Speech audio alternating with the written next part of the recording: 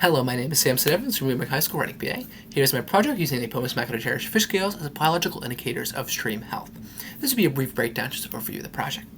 Some background: I was a marine biologist when I grew up, so a lot of problems that affect the ocean, the animals, or waterways in general is what I base my research off of. So a huge problem going on right now is metal pollution. It's affecting fish, it's affecting humans, which are ultimately ingesting the fish, and a lot of ways we see metal pollution kills the fish, or we're putting chemicals in the water, which to see what chemicals are in the water is kind of counterintuitive.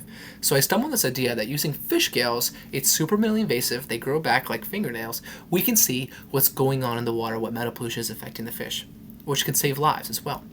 So here's my question: can Lepomis macrochirus fish scales be used as biological indicators of stream health? The way I found this is I looked at two different sites. One was more polluted than the other, as seen by my own water tests. I created a storage kit, fishing gear, scale removal tails, went to those sites, collected my samples of fish scales right next to their fin, and I only collected a few amount, and they were out of the water for no less than 30 seconds. I brought all of my scales back into the lab, I looked at them under the microscope, and I compared the two sites in damage-wise. So if we look at my data analysis, we can see that all scales were damaged.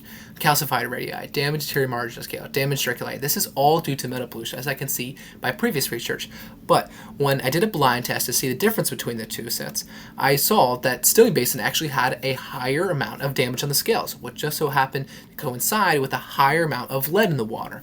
And I did statistics to compare the two, and it was statistically significant between the two sites.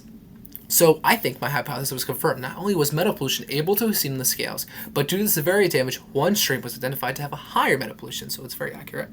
Fish scales can and should be considered and utilized as biological indicators of stream health, just due to how minimally invasive they are. If knowledge of fish scale anatomy and its indication of metal pollution becomes well known, not only fish lives will be saved, but humans as well.